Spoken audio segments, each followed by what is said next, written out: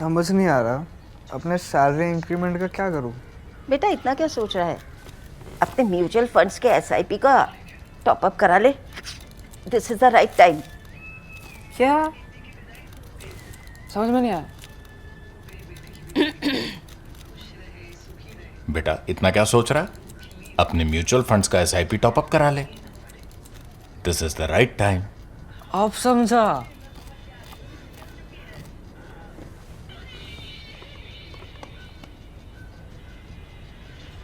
Mutual fund investments are subject to market risks. Read all scheme related documents carefully. Hello and welcome to another episode of Geopolitics with Swasti. I am Sabika Syed and with us Dr. Swasti Rao, our consulting editor for strategic and international affairs. Swasti, lots has been happening in geopolitics. Trump has visited China, met Xi, and then after that stuff has been coming out over Taiwan, what's happening with the arms sale. Lots has been happening. Marco Rubio is about to come into India. Yeah. So the first question is Surbhi Kumar's. She's asking, who truly walked away with an upper hand in the Trump-Xi meeting? The parade of top business moguls indeed emphasized how vulnerable US companies are to Chinese policy. Did this summit elevate China to a position of structural equality with the US? Well, so interesting question, and I think a lot of it is also perceptive because very little came out in the joint statement. Right. There was no joint statement, and very little came out in the statement because if you compare the readouts of the statements that were released by the United States and China separately, they're actually quite different. Right. Okay, even though they do not contradict each other, but I'll tell you some reasons. But let's just begin with why the perception becomes so important. As far as optics is concerned, I think it has given an impression that China has won. And one of the reasons is that, psychologically speaking, if you have Donald Trump, that is President of America, the world's largest economic and military superpower, constantly going on with a compliment giving spree to Xi Jinping while he doesn't even respond once to that or doesn't even reciprocate once on that, it does give a kind of a perception that it's Donald Trump that is more eager to get things done with China. But here you have to understand something, that you cannot really judge China, you cannot judge the CCP and Xi Jinping on face value. They are far too mature for such things. There are no Donald Trump. And please understand, China loves to play this mind game of also giving a perception of stability and not speaking too much. So it's very easy for the observer to sort of have these takeaways which are based on that psychological perception that Donald Trump seems to be more desperate. Right. In my opinion, the fact is that I think both China and the United States are interlocked in a complex interdependence. You pick up the question of trade, you pick up the questions of technology, you pick up the question of tariffs. China's export surplus is because United States and Europe are, the biggest destination of Chinese exports, right? So technology, they are intertwined on so many matters. If China has the dominance of rare earth and its processing, it's the United States that has the lead in technology to convert those rare earths and magnets into semiconductors and complex semiconductors. So I think the complex interdependence is definitely to be underscored before we jump to these perceptions. Now, particularly when you talk about the statement, and I was just alluding to the fact that the statements on both sides read very differently. And let me just give you some examples. Very quickly on Iran. I think the fact that United States was able to secure some kind of an understanding, I wouldn't call it a statement because no statement was released by China. But if there's some kind of understanding on Iran, that the Strait of Hormuz should be open and that Iran will not have a nuclear weapon, that, I think, to my mind, it's a goal which is scored by Donald Trump, right? Because China has not gone on to say that or to deny the statement. In fact, you did see that Wang Yi, later on said that Hormuz should be open. So yes, that's one part. On the other part, if you look at one of the reasons why US had taken all these the huge business delegation, again, it was the same thing because US wants China to buy more. Now, the US statement said that China has agreed to buy about $17 billion worth of agricultural products annually. But China did not say anything like that in their version. They just said that, yeah, they are going to improve market access, but they did not specify or, give any details or numbers. Now, there was also this speculation that the Chinese are interested in buying more, Boeing aircraft. And if you look at the United States version, it does say that China has made an initial, so to say, approval of getting 200 Boeing aircrafts, and but they don't mention other details to it, but it's there. Similarly, when it comes to tariffs, right, so the United States in its own addresses does not mention tariffs at all. Okay. But if you read the Chinese handout, it talks at length about how the United States United States needs to keep its promise of reducing tariffs, and lots of details about it, and lots of numbers to it, etc. But then the United States does not make any such mention. Now, what does it basically show us? One can just go on comparing. What it basically shows that when it comes to why Donald Trump and Xi Jinping met after 9 years, because the last meeting was in 2017, both sides want stability. Both sides are seeking stability. The reasons are different. United States is seeking that stability because it is in a long-standing war with Iran now. It is also impacting, lot of second order, third order implications with respect to how it changes the security architecture of the Gulf, the energy, crisis, the inflationary pressures that are about to come, etc. So obviously, Donald Trump requires stability, and I think they have to meet China for that, right? When it comes to China, the reasons are different. China is grappling with a complicated situation domestically. China is also having a bit of economic troubles back home. There is a huge purge going on, huge purging going on by Xi Jinping of almost every other general within the CCP, and that was also raised questions on, why a Taiwan invasion of 2027 doesn't look like happening, etc. So, and then if you look at it from China's perspective, I think both China and the United States have stakes in ensuring that the truce that they reached on, especially the removing restrictions or loosening restrictions on export controls of chips, which was done last year, that continues. And you have to have somewhere also understand that just as Donald Trump could not extract any real paradigm shift from China, again, Donald Trump did not provide a paradigm shift or let China cross the red line on Taiwan either, right? So the fact that the strategic ambiguity is still maintained, of course, Taiwan has much reason to worry because nobody can really predict what Donald Trump will do. But long story short, I'm of the opinion that I think either sides did not really concede to the other red lines. There is still a lot of strategic ambiguity on the classic questions of Taiwan, etc., even though Donald Trump administration has definitely not been as insistent on America's role in it as the previous administrations have been. And yet the fact that even China did not overtly accept that it is not going to help Iran, but the fact that it said clearly that it has stakes in keeping Hormuz open. So you do see that they are able to form a kind of an exchange and basically not come up with big announcements or big paradigm shifts. And to my mind, that's a relief. Right. Yeah. Now, Swasti, lots has been happening in West Asia. Abbas Arakshi is met, as we record this, Mohsin Naqvi. He has met them. So now the question is that relationships are changing within the Gulf, and then the Gulf countries' relationships with other countries all over the world are changing. Rima is asking, how is India's growing strategic and defense alignment with the UAE and Saudi Arabia reshaping regional power dynamics, especially given the Gulf states' long-standing ties with Pakistan? No, it's a good question, interesting question. I keep getting a lot of questions, on comparing these two developments simultaneously. The first thing, let me begin by saying that India does multi-align in the region. I mean, India's classic overture in that region is to multi-align because India has genuine interests with everybody, etc. But it is also true that of late, India's strategic convergence is growing.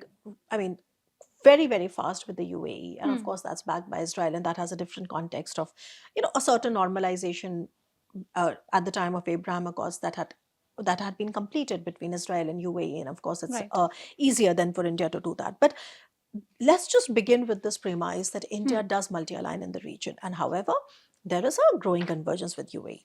Before I come to how should we, compare the India-Pakistan defense relationship with these regions. Let me just give you a little bit of a background with Pakistan. Hmm. Pakistan has been a very active member in that region going back to the Cold War times. Okay. Pakistan always pursued a very different kind of international relations and geopolitics compared to India. When India chose non-alignment back in the day, Right. Pakistan chose an active alignment with the US. Okay, so there is a key difference. The very worldview that these two neighbors have when it comes to great power politics, when it comes to forming alliances or forming partnerships, or about expanding a footprint, etc., the willingness to actually be present in a defense scenario, all of that is radically different between India and Pakistan. Now, very quickly, when you want to understand Pakistan's footprint, I told you that it has a Cold War context. Now, in the Cold War in 1955, you may have heard of this Baghdad Pact. Right. Now, the Baghdad Pact was also called CENTO, the Central Treaty Organization. And interestingly, it was not an active, it did not have an active membership of the US. Of course, it was a Cold War times, and it was a kind of a, coming together to keep the Soviet influence away. And it had Iran, Iraq, Turkey, Pakistan, and the UK, right? And it was backed by the US, even though US was obviously the main actor and the main motivator there. Now, so what does it mean? It means that Pakistan already was in a military alliance and a security alliance from the Cold War times, and this is an important contrast because India was non-aligned here. Okay, now going further. Also today, Pakistan has about 5 million of its diaspora living across the Gulf. Now you can say, of course, but then India has about 9.5 million diaspora. So I mean, obviously, India has definitely that numerical advantage. Yes, but the key difference there is that Pakistan is much more pragmatic and proactive of actually using their human resources as human intelligence way better than India. I mean, India does not have those aspirations, right? And just I'll tell you a little bit about defense footprint so that you are able to understand why Pakistan is there in a big way. Let me start with Saudi Arabia. I'll circle back to Saudi Arabia. But anyway, Pakistan maintains, as we all know, a substantive combat-ready defense footprint in the Gulf, definitely in the Saudi Arabia as well. And now they have a defense pact. Now, this defense pact was announced last year. And this defense pact comes with a kind of a security assurance, like it has a NATO Article 5 like security guarantee. Now, whether or not it truly does happen, that's a different thing. But the institutional framework provides for it. But it's not just Saudi Arabia. What people also need to understand is that going back to a country like Iran, right? The first generation of the Iranian, especially the IRGC Air Force, they were all trained by Pakistanis. Okay, even before, when they were in that the CENTO, the Baghdad Pact, even I mean that coordination starts from there. But even after the Islamic Revolution, I mean the Pakistani side and the Iranian side have developed a very, very strong collaboration on security, on intelligence, etc., and also training. I just mentioned that all the pilots were actually trained in Pakistan. Similarly, UAE. A lot of people tend to think that Pakistan has deep relations with Saudi Arabia, not with UAE. No, UAE was created in it kind of gained its independence in 1971. After 1971, it was Pakistan that trained Abu Dhabi's defense forces, and it was the UAE that had requested the Pakistanis to do it. Not just that, I don't know how many people know that it was Pakistani Air Force that actually shaped the UAE Air Force, and the first 5 chief of air staff of the UAE were all Pakistanis, So the point is that you have to understand that that defense footprint is quite it's long standing and it's quite intensive. Similarly, Qatar, you have to understand most of the pilots that the Qatari Air Force has, as well as the Qatari otherwise commercial flying, Qatari aviation has, most of those pilots are actually Pakistanis. And that is why we were of the view that Dassault Aviation and France should not be selling a lot of Rafales to Qatar, because the Pakistani air pilots are actually flying those Rafales, and they are also using those Rafales to do a lot of joint exercises in the region with other countries, which will have a security implication for India. And that is the whole concept of delimitation of Rafale Club, and I've done a lot of work on this. I've done a worldview also on this. Now, So that's for Qatar, right? Similarly, Turkey, 150 Pakistani engineers are developing the Turkish fifth generation Khan project. I keep saying that. So when you sort of, zoom out and understand what is going on, and then please remember there is an element of joint exercises. Right. So, I mean, and I don't have the time to get into Pakistani's sort of military cooperation with countries like Egypt and so on. But the snapshot is to basically make you understand that Pakistan has been there entrenched from the Cold War times, right? And being a very active member of developing, shaping the defense doctrines, etc. And I gave you a few examples to help you understand. Even till date, you see that Pakistan is already there in a lot of joint exercises, okay, in the region. So now with this background, if you revisit the Saudi Arabia case, now you see that in their defense pact, the quid pro quo is simple. Pakistan is a nuclear power and Pakistan has already been entrenched there. So it is going to give a kind of a security umbrella to the Saudi Arabia, at least in theory, okay? And troops will be actively deployed. Acha. अब जब बात आती है troops की, so I just mentioned that thousands of troops have already been deployed, right? I mean, they have been there throughout, okay? It's just that they have given it a different kind of an institutional personality by way of signing this new defense pact, all right?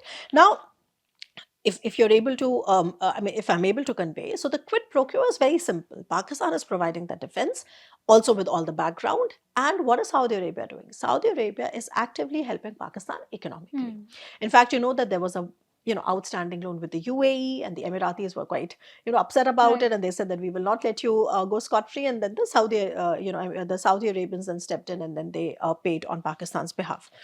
Now, if you compare that with the defense agreement that Prime Minister Modi has this time around signed in Abu Dhabi when he was on his way to Europe, now you see that that's radically different. I mean, it does not talk about a kind of a collective security, clause. It does not talk about troop deployment. It does not talk about, oh, if I'm in trouble, you come and support me. If you're in trouble, I'm going to send troops and I'm going to deploy my air force or something like that.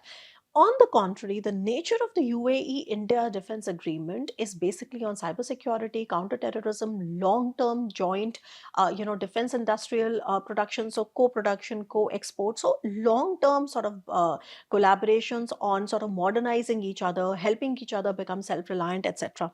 So it's not a rigid military pact, and I think that difference is very, very important to underscore. Second, I have also heard a lot of discussion on how this is radically different from other kind of defense agreements that India has had in the region, because it might also involve having a kind of a base, for India.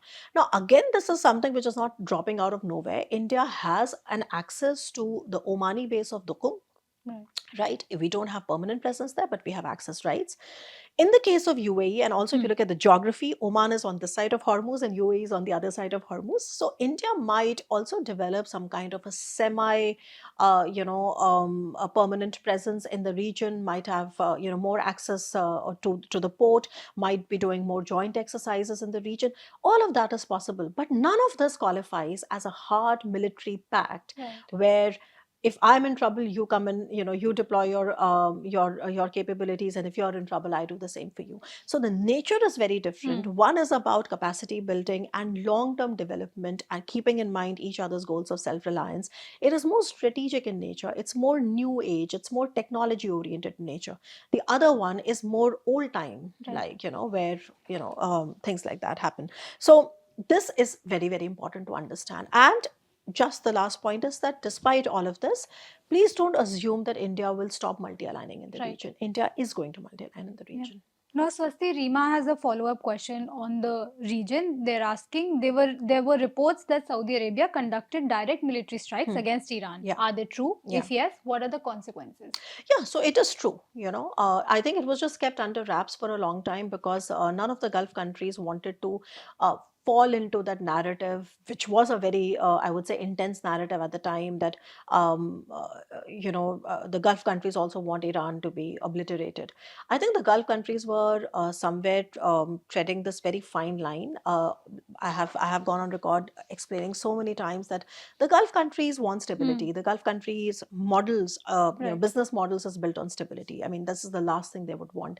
But at the same time, the Gulf countries are also very well aware of the destabilization destabilization perpetrated by Iran and its proxies in the region, right? And they definitely have a stake in seeing the IRGC go, or the IRGC sort of, stopping its maneuvers of propping up proxies here and there in Lebanon, and in Yemen, and so on and so forth, and Iraq and Syria and so on. However, it's not the same as saying that the Gulf states had a direct stake in America's and Israel's war. Okay, Right. so I think what they were doing is that for a long time they were trying to sort of keep out of it, but then that most of the Iranian drone attacks were came to Abu Dhabi and UAE and the data centers, and Saudi Arabia and Bahrain. In fact, there was no country in the Gulf that was actually left out when it came to Iranian drone attacks. So I think what this report basically shows is that when the active part of the military campaign of Operation Epic Fury was on, the Gulf states, not just Saudi Arabia, but other Gulf states as well, they carried out their own strikes on Iran. And the question is why? And for that, just let me, help you with an analytical framework that will help you place the argument well. Okay, when you are talking about, defense theory, there are basically three elements that we generally talk about. Okay, it's denial, deterrence, and punishment. Now, deterrence basically means an overarching goal of discouraging an attack, right? You deter an attack before it happens, right? And how do you deter an attack? You can deter an attack by two ways. You can either deny your adversary from attacking, so that you have a lot of formidable defense capabilities. You can build very robust border security. You can do the A2AD, which is anti-access area denial systems. You can also have an effective early warning system on, etc., so that you are able to sort of thwart that attack. You know that your adversary will know that it's very difficult to attack them. You have the capability to deny them that attack. So that is called deterrence by denial. The second is called deterrence by punishment. When denial fails, right, when your adversary actually attacks you, then you are not going to sit like that. You are then going to perpetrate a certain cost on your adversary. आपने attack किया तो हम जवाब देंगे. First we will try, we will make sure that you are not able to attack, but if you do land up doing it, then we are going to retaliate. That is deterrence by punishment, and that is also a deterrence type, because end of the day what you're basically telling your adversary is that don't make this mistake of attacking me, right? And if you do make a mistake, or if you do commit the blunder of attacking me, know that I am capable of punishing. What we saw happening in the case of other Gulf countries when they carried out their own strikes against Iran was that because they had failed to deter it by denial, right? They had not been all their big, fancy, expensive American weapons and everything else had not been able to deter the attack. So they had not been able to deny Iran from attacking them, right? Iran had their own ballistic missiles, their drones, etc. Therefore, there was this need to then deter Iran by punishment. The problem with punishment is that punishment ke saath there is a bit of a risk, because punishment then very quickly can escalate into the escalation ladder, and sometimes it can get very difficult to control that escalation ladder, right? That is exactly what had started to happen in the India-Pakistan case also. So we started out with the Operation Sindoor, the Pakistanis retaliated, then we retaliated, then the Pakistanis. So every single time there was this, we were climbing up the escalation ladder, and since we are both nuclear states, therefore this entire rationale of why Donald Trump perhaps and jumped in and claimed that he's the one who got the ceasefire done, etc. Of course, our point of view is entirely different there. But I'm just trying to help you understand what happens. So the problem with punishment is that it can very quickly escalate. In the case of Saudi Arabia striking Iran, I think the idea was very, very clearly to show Iran that they have the capabilities to deter Iranians by punishing them. So punishing means more offensive capabilities, having more long-range strike capabilities, having strategic bombers, precision guided munitions, etc. That in overarchingly in defense theory, Generally, deterrence by denial is always preferred because nobody wants that to start in the first place. Okay, and that is why a lot of times having nuclear weapons is the best one, because you know that you are not going to mess up with a country that has nuclear weapons. Why do you think Kim Jong-un in North Korea is so well insulated no matter what he does? Because he's sitting on a pile of nuclear weapons, and he can press that button whenever he wishes to. Why do you think a country like Ukraine was invaded by Russia? Because Ukraine in 1994 returned its nuclear weapons back to Russia in lieu of territorial integrity, and it failed. So basically, nuclear weapons is the ultimate, deterrence. But at the same time, if you look at the case of India and Pakistan, they never go to the nuclear level, but at the lower level, there's always some kind of a fighting happening. But long and short, analytically speaking, it makes more sense to try and deter by denial than trying to deter by punishment, because punishment then means that you are raising it, and the other side can also raise it. So there is this risk. Right. Yeah, so but I do agree that not just Saudi Arabia, but other Gulf countries also carried out the strike, keeping in mind that they don't want to make it too escalatory, but showing that they have the capabilities. Right. Now, our members have a few questions on that. The first I'll take is by Ankit Sahu. They're asking, Kissinger's secret 1971 Beijing trip pushed Indira to sign the Indo-Soviet Treaty within weeks and liberate Bangladesh within months. Trump has now walked into the Great Hall of the People announcing a 3-year strategic stability framework with Xi without India in the room. Is this a 1971 moment demanding a decisive instrument, or a 1962 style trap of misread bonhomie? What should Modi's signature move be? Now, I know there are several questions related to this. Let me begin by establishing at the outset it is neither 1971 nor 1962. We are living in radically different times, okay? So I know that these comparisons are very alluring because we have been there, right? But at the same time, we run a risk of massive analytical fallacy, okay, if we keep comparing apples with oranges. However, you are absolutely right in the reading of what happened in 1971. In fact, when communism won, the CCP won in China, and when it fell into the lap of the larger communist Marxist framework, there was a period of Sino-Soviet honeymoon where everything was so hunky-dory and they felt as if they are going to take on the, capitalist West, etc.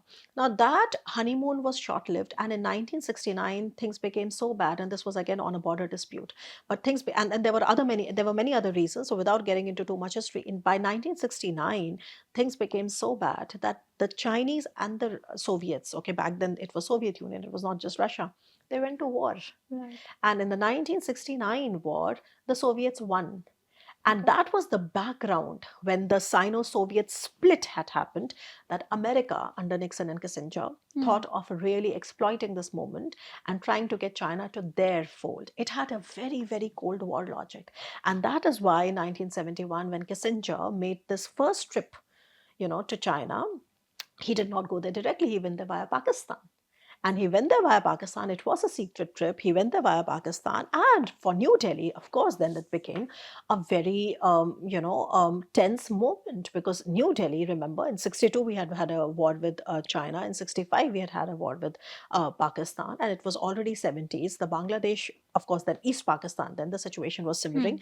So, and the tipping point, of course, we were very tense. And the tipping point arrived when Kissinger informed the Indian ambassador, L.K. Jha, that if China intervened in a potential India-Pakistan war over an East Pakistan crisis, the US is going to stay out of it. And that is the response to which, you now hear that Indira Gandhi quickly then signed a Indo-Soviet treaty. And then that sort of started the long-standing cooperation and strategic convergence between India and Soviet Union that continues until this day. So you are right in the reading of what had happened. But again, why do I say that it doesn't really apply to where we are today? Is because the 2026 Trump-Xi meeting or summit is not a structural remake of 1971. 1971 was a paradigm shift. It changed the contours of how Cold War was being fought, how Cold War was playing out. Okay, can anybody agree that America under Donald Trump and China under Xi Jinping, they have resolved their problems on Taiwan? Do you see any such thing? Do you see that China's long-term, so to say, goal is not to undermine the West? So how you can't say these things. The thing is, what you see is that because of this, this unprecedented rise in the complex interdependence that these two powers have started to have, whether it's technology, AI, outer space, so on and so forth. It is so complex, now compared to how things were back in the 1970s. In the 1970s, we lived in worlds which was highly siloized, to some extent. Now we are not living in the world. Now there is a very different kind of a world that has emerged. So don't assume that the Cold War between United States and Soviet Union is similar in its tone and tenor and its implications as the Cold War between Cold War 2.0, so to say, between United States and China. Okay, it's that there's a radical difference between the two. Secondly, some scholars do argue that actually the situation we're seeing now is more of a 1962 style trap, where you want to, because what happened, the Cuban Missile Crisis was resolved because they realized that, okay, we don't want to go too far, so we need some kind of a strategic stability. Now, again, I know why this is alluring, because that's why you keep hearing it so much. But it's radically different, It's very, very different from how things were. To some extent, you can, I mean, to my mind, there is some convergence in the similarity on how you do see that Donald Trump is looking at a kind of a sphere of influence. So he wants the Western hemisphere to be completely under the American sphere of influence. But at the same time, he's not just happy there. He's also very active in the Middle East. He's also very active in Africa. Right? One doesn't know what happens in the Indo-Pacific. We are still waiting for Marco Rubio to actually make this visit and see if he has something to say on Quad or not. And even if he does not have anything very overtly clear to say on Quad or anything very antagonistic, I mean, to China, as other successive US administrations have been, even then, you cannot argue that the structural differences between United States and China are resolved because Donald Trump has come to power. So don't make these kind of mistakes, no matter how alluring they are. And the second thing is about India, the impact on India, that, the 1971 movement pushed India to sign a treaty with Soviet Union. Arey bhai, today our biggest problem is that our best friend Russia is much more converged and close to China. Our number one problem. Right? So the geopolitical equations and the geopolitical logic has radically changed. We are not talking about an India of the 1970s, a poor India. Today, India, I mean, you don't have that kind of a, that baseline strength of the Indian state has grown so much more. So India does have the more capabilities to shape conversations around it. And I mean, India's baseline strength has definitely increased. So, and like I said, that today our biggest challenge is this unending war in Ukraine that is pushing Russia and China together in a manner which has direct implications for India. Right. So I think it should just suffice to say that Donald Trump is very unpredictable, and Donald Trump has been bad to all its partners. Okay. But despite that, I think from India's perspective, it makes sense to say that we cannot have an equal relationship with the G2 or the G3. I mean, we are going to have a radically different relationship with the United States, a radically different relationship with China that is sitting on our borders and claiming so much of our territory and is actively sort of propping up Bangladesh and Pakistan, of course, against India, doing cyber attacks on India, and a old friend like Russia that is extremely reliable, but still getting, into the status of a junior partner of China. So the texture of all these geopolitical relationships are quite different from each other. Right. Now, Swasti, another question in this context is by Rima. They're asking, will the renewed US-China rivalry over Taiwan after Trump's China visit reshape India's strategic importance in the Indo-Pacific? Now, interesting question. Just now, Surupi was asking a completely 180-degree different view of this question, that, okay, they have come together, now what does India do? Now, Rima is asking that, all right, if there is a renewed rivalry, what does India do? Okay, quickly. India benefits from heightened rivalry between US and China. Why? Because then it posits India as the counterbalance, as a US counterbalance against China. And this is one reason why from Donald Trump's first administration, the kind of primacy that India started to get in US foreign policy in the Indo-Pacific was basically coming from the fact that the US had thought of India as the best counterweight against China in this region, right? Now, so that is how one should look at it. If the US and China become friends, it's bad for India, because then US does not have the same motivation to sort of strengthen its relationship with India, give it certain preferential treatment that we have been used to from the US, at least in the last 20 years. And that was the reason why our strategic partnership became where it is. what really changed? Something must have radically changed, right, in the relationship when it's United States that emerged as India's biggest strategic partner, biggest trading partner, biggest export destination, right? So I don't have the time to get into that history, but all I'm trying to underscore here is that India benefits from a heightened tension between US and China because it creates more pressure on the US to then sort of, do more for India, strengthen India, use India as a counterweight against China. On the contrary, if US and China make up, right, and then the fate of Taiwan is sealed, or let's say it creates problem for India, because then India is no longer in that focus. And then it also raises a lot of questions on what happens if China were to do something similar on the LAC, right? Because one of the things that we keep relying on, whether we say it directly or not, is that we are assured of a certain kind of intelligence sharing and something from the United States, even if not active participation. So that is how one should look at it. So to your question, let's put it like an if. So if the US and China make up, it's bad news for us. But if the US and China go on sort of competing with each other in a very active way, it is better for India. However, I think it is better to not look at it in terms of this binary, because if there's one good thing that Donald Trump has done to us, is that Donald Trump has told us that having potential is not enough. You really have to have leverage, and India should really double down on creating its own leverage, and that's what we need to do. So there was a lot of work that we needed to do back home. We cannot really go on with sort of we will continue to hedge our bets. So one of the reasons why you see a certain rapprochement that India has started doing with China is also because of the unpredictability of Donald Trump. So India will continue hedging its bets, okay? But if you look at the balance of that hedging, like I said, that if US and China are in an active whatever hostile situation, then it is better for India and better for the Quad partners and better for everybody. So we will wait and watch. I think let's revisit this question once Marco Rubio sort of leaves from here, and let's see if there are any key takeaways for us. But like I said, that the long-term structural differences remain the same. Right. Now, Surbi is also pointing to India's need for building its own strategic leverage. They're asking, India's strategic leverage often thrives on US-China friction. How does a potential US-China reset impact India? What should India's immediate game plan be to keep itself essential on the global stage? What should India do? Absolutely build its own capabilities, gets its own house in order.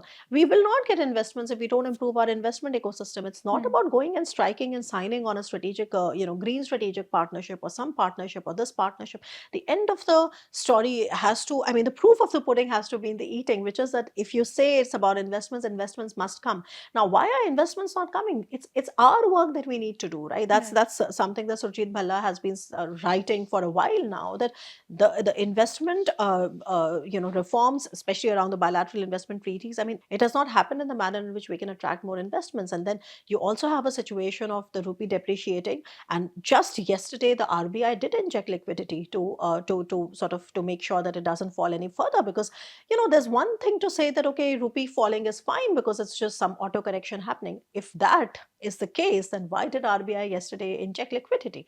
It is because if it falls beyond a particular point, it becomes a huge psychological damage, and then because of that apparent damage, a lot of capital flight starts to happen. So cutting a long story short, the real work that India needs to do is to basically strengthen itself from within, and then look at these other countries and partners, because let's understand something very well about international relations, that countries operate in national interests. Okay, you may have a bonhomie, a congenial relationship with others, but end of the day, they are going to be acting in their national interest, okay, just as you are acting in yours. Our work is within. Also, I think you've just also answered Kartik Parashar's question on whether these two powers have made everyone else's spectators. Yeah, So I saw there are several questions several around the same questions. thing. Yeah. So now I'll move on to the questions on the US position. Narendra Arya is asking, US bases are no more guarantee security, but are now a threat to security. India, despite Quad, never agreed for any US bases in India. What will be the future of these US bases in GCC countries? Even European countries have now refused the USA to use US bases against Iran. Yeah, so interesting question. One part of US's strength, international power, was the power projection that came with these forward bases, okay? Of course, last GPS, I remember there was a question on Germany, and I told Right. you just how many, thousands of US troops are stationed in Germany. And I told you the example of Ramstein, and I Right. told you, how they are, what part is permanent, what part is rotating, etc. Now, coming to Iran. Now, well, two things. Let's just understand the expanse of the US bases in the Middle East, okay? Now, the US maintains a military presence at approximately 19 to 20 locations across the Middle East region. There are 8 of these locations are designated as permanent military bases of the US, okay? In terms of numbers, about 50,000 US troops are stationed in the region, right? Uh, I will come to the fact of whether they were useful or not, but let's see just the expanse. So the 8 permanent bases in Bahrain, of course, you may be hearing where you have the Navy, U.S. Navy's Fifth Fleet, headquarters of the U.S. Fifth Fleet. Then in Qatar, where you have the Al Udeid base, which is the largest U.S. facility in the region, one of the and headquarters of the U.S. CENTCOM. Then in UAE, you have the Al Dafra base. Then in Kuwait, then in Saudi Arabia, you have the Prince Sultan base. Then Jordan, Iraq, and beyond all this, U.S. has presence in Syria, in Turkey, and Oman, and Iraq, and so on. Why we are discussing this is that during the Iran war, most of these bases were targeted, right? And they were struck. And later on, it probably came to light that the damage perpetrated on by these Iranian drones or the Iranian missiles was much bigger than what the US initially claimed. Right. Now, that raises a question of what is the use of having those bases then, right? And now can you circle back to this entire defense theory of how do countries deter? Countries deter by denial, and the countries deter by punishment. Having such an intense presence of US troops and active US bases in the region, small countries, also Saudi Arabia, not so small, but anyway, is actually deterrence by denial. You are basically telling your adversary that, okay, we have the world's biggest military superpower stationed here. Don't you dare attack me. Right. But what you do when they do land up attacking, and then you understand that, all right, this was not infallible, right? Okay, I mean, there's no such thing as, okay, just because you have a US base, nobody is going to raise an eye on you. And that takes us to a new kind of a defense architecture, which is going to come up in the Gulf, where I have argued for long. To your question, will the US bases lose their relevance? The answer is a flat no. These countries of the region, even though the US deterrence did not work, they do not have anybody else, to fill in that gap. The US bases will continue operating there. They will repair them, etc. The only difference that you will see now is that they will not rely solely on this deterrence by denial. What they will do is that they are going to enter into more defense modernization with countries that can offer them low-cost defense solutions. Okay, so drones, swarms of drones, energy, like the laser weapons, etc. Why? Because in a war, and this is their experience, that in a war of attrition, you are not able to really use your very expensive platforms because they are going to bleed you financially. So if you want to stay put in the war, what you need is low-cost solutions. And that is why you saw, Zelensky coming and striking these deals. So to my mind, it is going to be on these two verticals. The US will continue remaining in the region because there is absolutely no other option. Right. So it's not coming because US ne koi bahut acha kaam kiya, it's not a tarif of the US. It's basically, it means to say there's no other option. So they will continue relying on this. They will buy more American weapons without a doubt. But on the other hand, they will not solely rely on it, and they will develop their own, low-cost solutions with Turkey, with Ukraine, and so on. Now, Swasti, Ranjit Pal is also asking, is USA testing new weapon systems in its war with Iran, as China did in Op Sindoor time?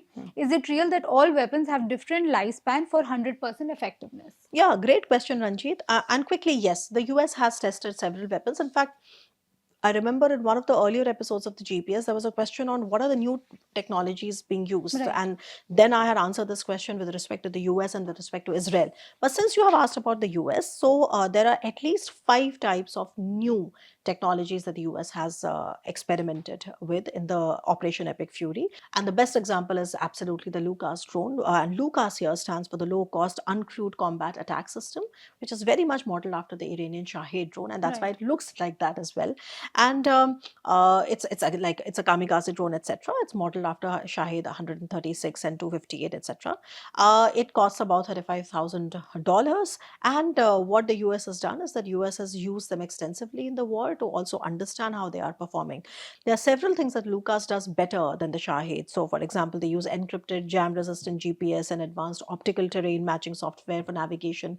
But so this is the first time they've used it, and let's see what the battle-tested performance of Lucas, is like later on when the US comes up with an assessment. But yes, they definitely needed one. So Lucas. Second is that they also deployed the first known, short-range ballistic missile. It's called the Precision Strike Missile, and this is also, the US deployed it the first time, and they also checked how precise it is, etc. The third is that they used energy weapons and the directed energy laser weapons, especially of two kinds. So one is the Helios, and the other is Odin. Both are laser guns in some sense. And like if you remember, I told you once that the key difference between these and other anti-drone systems is that they are basically, concentrating such high, intensity of light that the entire machinery of the drone gets burnt, right, before it can really does it work. And that's how the laser high energy. So you're concentrating a very high beam of, high frequency energy on that particular drone, and it's just sort of burns out all the internal circuits and stuff like that. And that's why they are cheap. They're also quite noiseless, etc. And then also they also tested some advanced hypersonic capabilities, because they deployed and some hypersonic systems to see if they can increase the speed, etc. So these are the things that you would naturally now see in the literature that comes on it.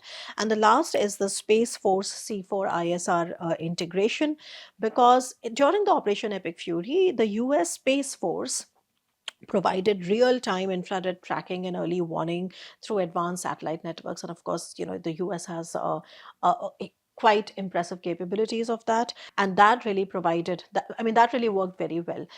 So as time goes on, we will keep hearing of more such technologies, how they performed, etc. But cutting a long story short, I think that's why wars are so important for the defense industry ecosystem, because unless weapons unless you know how your weapons are going to perform in a war, you can only achieve this much in controlled laboratory conditions. So, absolutely true that the new technologies are being tested, and the US did it too. There's a second part of your question, which is very interesting, which is about what happens. I mean, do weapons come with lifespans? Now, that's a very interesting observation, because it is true that a lot of advanced weapons come with their own lifespans. So, the problem with why, you may have heard of the fact that, oh, Israel and US ran out of magazine depth. They do not have so much magazine depth. The key to understand here is that this is not 1990s. In the 1990s, when we did not have precision weapons, it was much easier. A, the weapons were cheaper, and two, you could really produce them in mass quantities, and you could store them, right? The problem with precision weapons, smart weapons, all the weapons that come with these internal, softwares and and all that tamjam that we generally refer to, because I'll need another episode to tell you the details. You cannot assemble them, you cannot make them and keep them in a shelf and not use them. All these weapons come with a certain shelf life, and that is the reason why for advanced weaponry you cannot have huge inventories. You can have huge inventories for certain parts of of their, let's say, the casing that goes in some part A, part B, part C, and you have to have the ability and the efficiency of putting it together very quickly. It also applies to our BrahMos. We cannot have too many BrahMoses. It takes time. When you put it on a truck, and when you're loading it and you're taking it to another part, it's sensitive sensors that are inside of that weapon. They are all vulnerable to getting disrupted, getting corrupt. All of that is possible. So that is the reason why, especially with advanced weapons of today's, okay, there is now a magazine depth problem, Right. because it's not coming because there is a military industrial lack of foresight. It is coming because these weapons are extremely expensive, and all of them come with a certain shelf life. So therefore, what you really need to have is not just the ability to banao bahut zyada. We are not living in the World War times, and I told you, not even the 1990s, right, where you only making big bombs and you're just dropping them.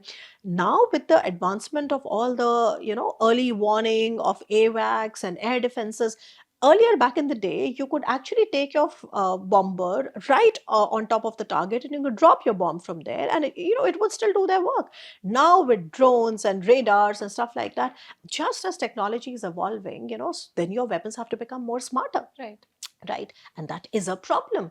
And therefore, what that is why the countries now that use a lot of advanced weapons should be focusing on actually having a kind of a assembly line ready, that whenever they need it, they can quickly put it together and they can use it. They cannot have thousands and thousands of inventories. So this is a very, very good question. When I saw this question, I thought that thankfully somebody has asked this question, because this is why in modern wars you run out of magazine depth, because you simply can't have it. Right. Okay, so your smart weapons and your smart platforms have to be used in a very judicious manner. Okay, the dumb platforms and dumb weapons, unki koi kami nahi hai, right? But they are not able to carry out the same task as the smart weapons can. Right. So it is true that they come with their own shelf life. Yeah. Now, Swasti, for the last question of this episode, which I personally find very interesting, is by Rima. They're asking, how significant is China's growing influence in Cuba today, economically, politically, and potentially militarily? Now, again, interesting question. I can tell you at least 8 verticals where you will be able to ascertain what is China doing in Cuba. First is definitely the strategic alliance. Cuba was the first country in Latin America with whom China officially signed like a strategic partnership. Okay, so that strategic support is definitely there. The second is diplomatic support. China always opposes whatever US and the successive US presidents have done to Cuba. The current embargo against Cuba, if you know, Donald Trump has announced a certain embargo against Cuba. Cuba is in bad shape, and very soon we are going to be seeing some kind of a replay of what happened in Venezuela, in Cuba as well. And but anyway, I mean, that's something which is etched in the future. But otherwise, China always lends its diplomatic support. When always opposes whatever the US does there, etc. It also saves us from international isolation, because it's always lending the support to Cuba. Remember, China is a P5 member, so China's voice there counts. Third is cybersecurity. Both these governments, I mean CCP and Cuba, the regime, they have signed cybersecurity agreement. If you look at the cybersecurity agreement, of course, it on the optics it talks about great things, right? I mean, how can we prevent political subversion? What it really does is that basically it is surveillance, right? I mean, how does your internet activity is recorded? Okay, so it's basically that. It's a kind of a mass crackdown of what the internet activity is in your domestic spaces, and for that they have signed this agreement. Then the fourth one is on trade and credit. China is definitely Cuba's most vital trading partners and also creditors. And if you look at just in development in the last 2 decades, they have given about $8 billion of fund. And then comes related to trade is always investments. So Chinese companies have heavily invested in Cuba. Okay. And whether it's Wi-Fi and fiber optic networks, Huawei is there, ZTE is there, in building all the infrastructures is basically mainly the Chinese. Then also remember that China also provides Cuba with a lot of crisis lifelines. So, for example, because the Cuban regime is a hollow out regime and they're often running into economic problems, it's always Beijing that provides them a direct donation, a direct, lending, food, rice, financial aid packages, etc. Then, in exchange of all this, Cuba supplies China with critical raw materials, okay? And primarily, this particular critical raw material is nickel. So, most of China's nickel is coming from Cuba. And finally, in 2020, I think it was 2023 during Biden administration, and I remember this very categorically because when the news came, there's so many Western outfits that started to talk about that, which was on intelligence sharing, which is that China has it earlier there were rumors, and then the Biden administration something more decisive came out of it, and the fact that China is operating spy facilities in Cuba. And we don't know all details about it, but now there is credible research to show that China was indeed using Cuba as a place from where it could spy and gather intelligence, etc. The last point is that now if you put all these eight together, and you have to add the last point, which is that remember that it is not just China. Cuba has a very deep relationship with Russia, again, a strategic partner of China. Cuba had a very deep relationship with Venezuela. Remember, Nicolas Maduro's personal bodyguards were all Cubans, right? So they had a very, very robust intelligence sharing. Venezuela was close to China, okay? Not just that, Iran. Do you know that a lot of Hezbollah training centers operated from Venezuela and from Cuba? Yeah. So now you have to understand that China's support to Cuba automatically lends this extra cover by way of other allies' support to Cuba. So it's not China alone. Of course, China, Cuba is there, but China, Cuba, Russia, Cuba, Iran, Cuba, etc., and Venezuela, Cuba. So you have to understand it like that. Now, the most interesting aspect of this question is, okay, if the support is so much, what happens if Donald Trump invades Cuba, like it did for Venezuela? Will China come and support? And unfortunately, the answer for that is no. Swasti, that brings us to the end of this episode. Thank you so much for always breaking it down to the bare basics and taking all of our member questions. We'll be back again next week with another episode of Geopolitics with Swasti.